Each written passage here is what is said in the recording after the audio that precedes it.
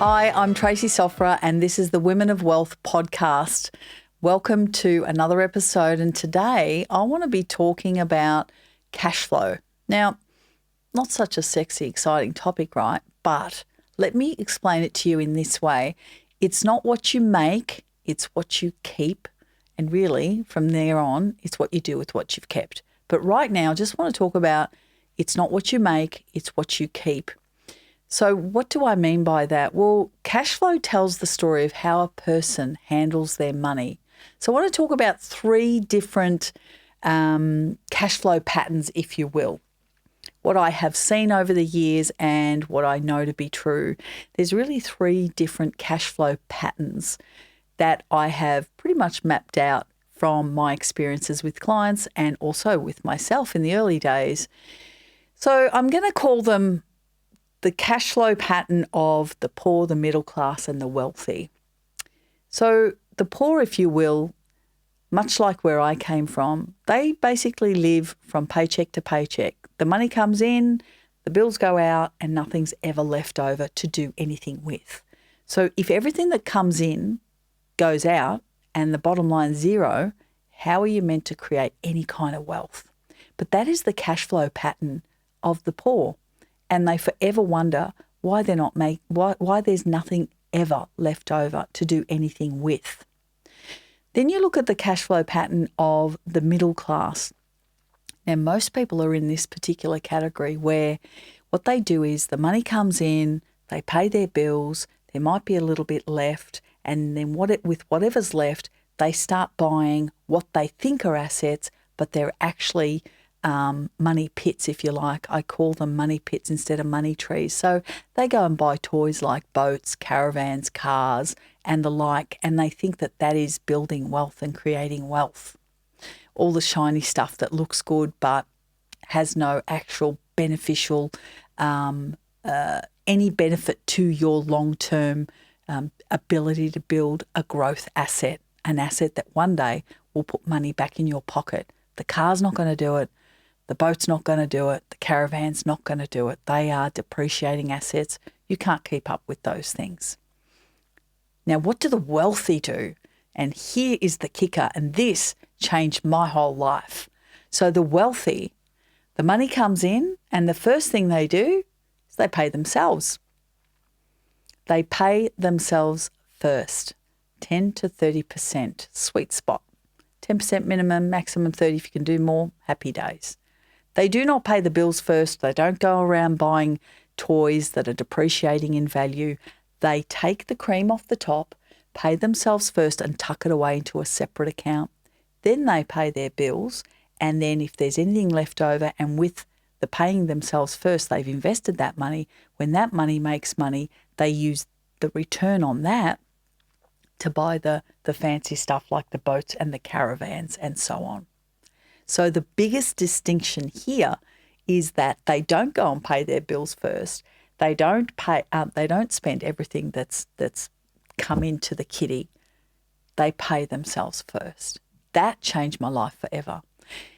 As scary and daunting as it may be at the start, and most of the time when I talk to clients directly about this sort of thing, it's nerve-wracking because they're sort of like, well, how can I do that? How can I actually do that before I pay my bills? Because most of us, if you're part of my generation, is the way we were raised was pay your bills first and da-da-da-da-da. And that was really drilled into us.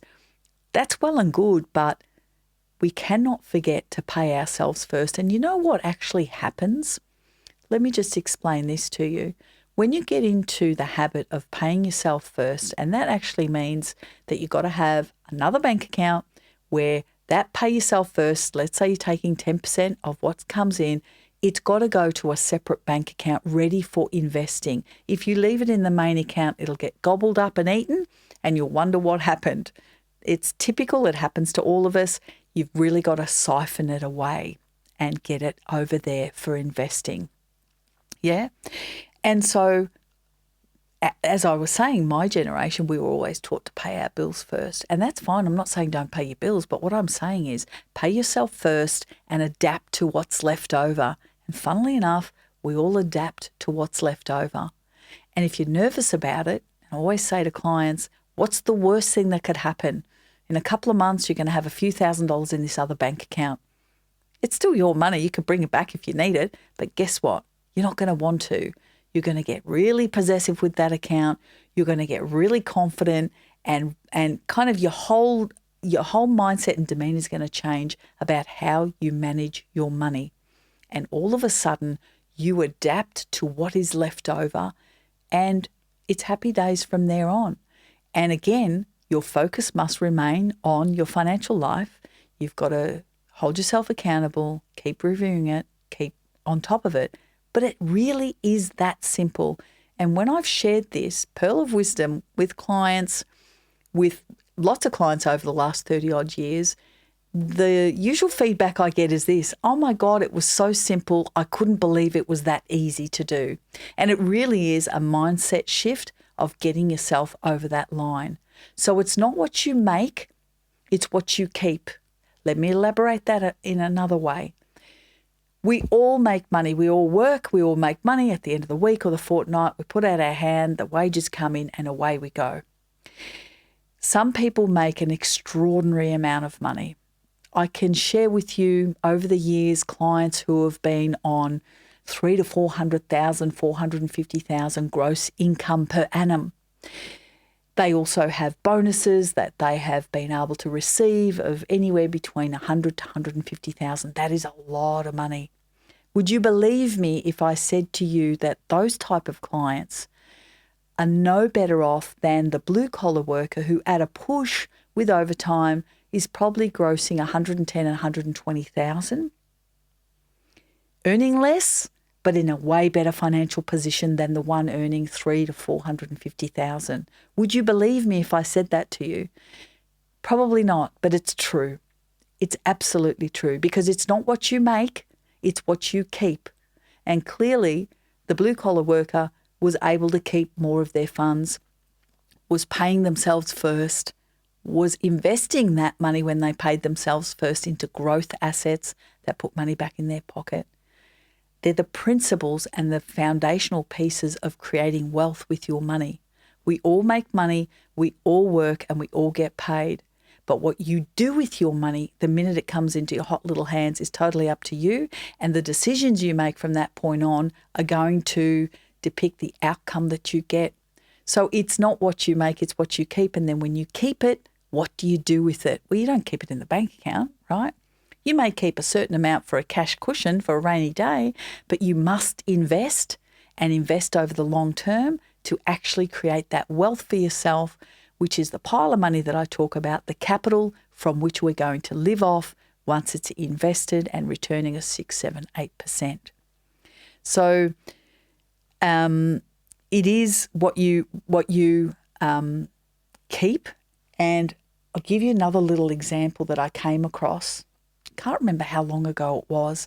It was a client that wanted to buy, I think it might have been, I'm trying to think what it was. It was a toy like I speak about. And they had a massive amount of capital. They had an inheritance, and they were wondering whether they used the bulk of that inheritance. I think it might have been a caravan. I can't remember exactly.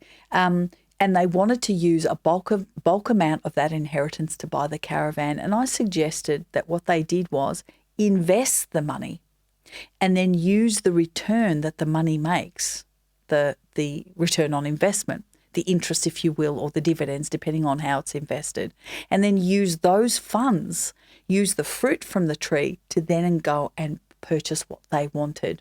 Rather than depleting the capital, invest the capital, take the fruit and use the fruit to buy what you want, and you still have the tree. You still have the money tree that will continue producing that fruit for you. So shifting in the way that you think about money. Don't deplete the capital. Use the return on your capital, which is either the dividend or the interest return, and then use that to purchase what you want, your discretionary spending. But if you spend the capital, it's gone forever, and it won't come back. So that is generally the way that the wealthy think and what they do with their money. And this is why they continue to grow wealth over time versus middle class spending money on toys that put them in no better position, and generally the poor that spend everything that comes in. That's really the simplicity of paying yourself first and being all over your cash flow. Yeah. And so I also want to make a point, once you've got that and being able to grasp that, is making sure that you are reviewing this on an ongoing basis, because it's never a set and forget. Again, as I always say, you've got to be holding yourself accountable. You've got to make it part of your everyday life. You've got to embrace this new financial part of your life and make it, set it into, is it a monthly check-in? Is it a 8-week check-in? Make sure it's more than once a year. Once a year is way too long. Too many things can happen. You can get a pay rise, or you may change jobs, or your income might go down, or all of a sudden the kids are playing more sport, or, interest rates go up. There's all sorts of moving parts that happen. And the only way you can manage this in the best possible way is by setting some sort of, once a month, once a fortnight, whatever it may be, whatever works with your lifestyle, but always making sure that you are in the driver's seat making these decisions and all over it. It's not going to take care of itself. You have to drive it. You have to be in control and in charge. Because unless you know what's going on, you'll never be able to make informed decisions about your money. Never. You have to be all over it. And really, the future is created by what you do today. We do take that for granted a lot, particularly when we're young and we're working and the money comes in and everything's happy and we think it's going to be like that forever. But it's not.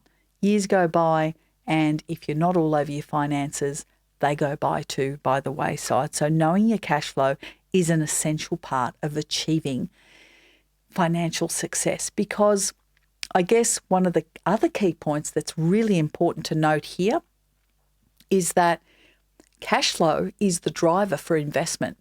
So I started this conversation by talking about it's not what you make, it's what you keep. And that is all linked with cash flow.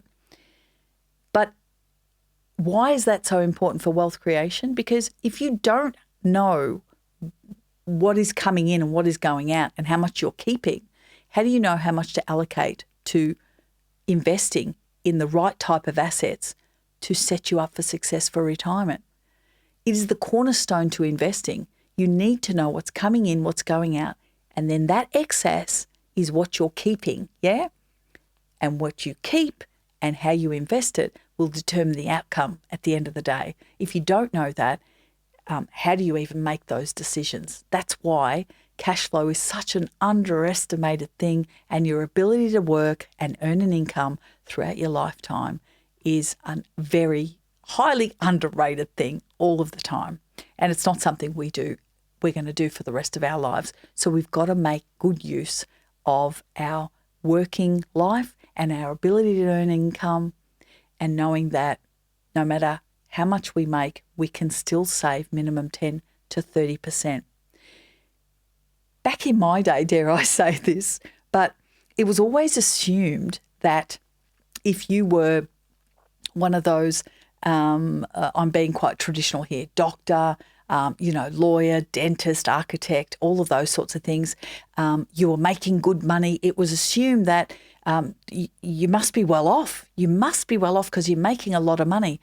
I've seen it throughout my career. Nothing could be further from the truth. So again, it's not what you make. You can be a high flyer. You can be making a ton of money. But if you do not know how to retain and pay yourself first 10 to 30%, tuck it away in another account, ready for investing, all of that money will come in and all of that money will go out, and you'll be none the wiser. And 10 years later, you'll wonder, what the hell just happened here? It's that simple. It truly is that simple. It's no more complicated than that. So you might be saying, okay, Trace, got it, got your point. How do you keep track of your cash flow? Well, cash flow analysis, which is what I've renamed it, because I feel like budget's a bit of a, self-deprivation word, isn't it? It's a simple tool for taking control of your financial future. I work with clients and I generally recommend any app that's on your phone that helps with this sort of thing, because a lot of people are really comfortable with using apps these days. And a lot of the apps you can actually download. The app you can connect to your bank and the transactions will download to the app, and all you got to do is compartmentalize each one of those expenses. That can be a great way of doing it. If you're not so keen on that, I share a cash flow analysis document with my clients. It's an Excel spreadsheet. So it's a little bit more manual, but it still calculates it for you because it has all the formulas. You simply need to enter the amounts of the income and the expenses and it'll work it all out for you. But either way, you've got to be all over it and you've got to be doing that sort of thing. And as I said, cash flow is the driver for investment. So the 4 steps to creating a cash flow analysis. What are the 4 steps? Well, first, you've got to identify your income. You've got to include the income that is coming into the household. Then you've got to list the expenses. And then I want you to compare the income and the expenses and then set priorities to make a change. So income, expenses, difference is excess cash flow. Let's assume you've got an excess because if you don't, we're in trouble. It means you're living on debt. And that is like accumulating debt over a long period of time, and that is detrimental to your financial future. The other good thing about a cash flow analysis is it gets you to have a look at all your expenses. And I've had clients who have said, oh my God, I didn't realize I was spending $250 a month on donations. You might say, who doesn't know that, Trace? Well, it happens, right? It happens. It just depends on how much you're earning. But these are the types of things that it unearths. Again, I have a lot of clients that sort of point to their head and go, it's all in here, Trace. It's all in here. I don't need to do this. And I usually say, look, humour me. Just have a go and let me know what you think. And what happens when they come back? What do they say to me? Oh, my God, I had no idea. Most of us don't until we actually sit down and have a look at where the money's going. And it gives you an opportunity to say, you know what, I don't need all those subscriptions anymore. Or guess what, I didn't realize it. You might be able to review your energy bill, your phone bill. You might be able to do a whole host of things that you weren't aware of. Life is busy and we've got a lot of other things to take care of. And a lot of the time when it's too hard, we put it in the too hard basket and years go by and all of this money is draining out of your accounts, and every little bit counts when you're talking about investing small amounts over a long period of time. It has a massive impact to the end result. So it is what I would call it is sort of life-changing, but it is incredibly powerful to see it literally in black and white in front of you and know, is the expense in or is it out? Is it serving me? Is it hindering me? What decisions am I going to make from this point on? If nothing, it puts you back in the driver's seat and allows you to assess exactly where you're at. And you've got to keep doing that. As I say, monthly, is it quarterly? Is at least twice a year. Let's put it that way. I would do it at least twice a year personally. And some of the things I always say with the people that I work with through my programs or my private practice is you need to get up close and personal with your cash flow. Nobody else can do this for you. It is a one-person task. You need to get up close and personal. You just have to. And the other thing I always say is stretch the friendship with your cash flow. So with that excess, a lot of the time I get questions saying, Trace, what do I put this towards? Well, I'm a believer of stretching the friendship with that cash flow and squeezing it for as much as you can to pay down debt, to invest, to put in super, to do all of those at the same time. Because the one thing that's the most important in this whole equation is time.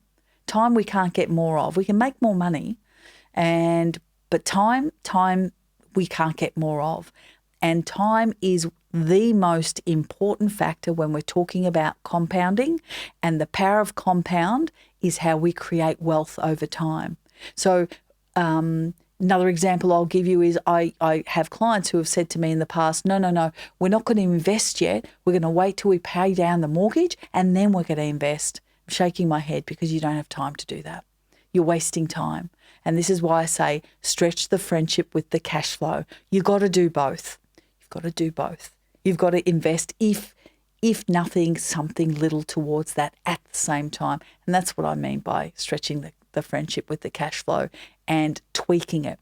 And it's not an exact science. And you might set it and it mightn't feel right. You got to tweak it again. You got to tweak it again. You just keep going back to the drawing board and keep working with it till you get it right. And then when other things change, you tweak it again.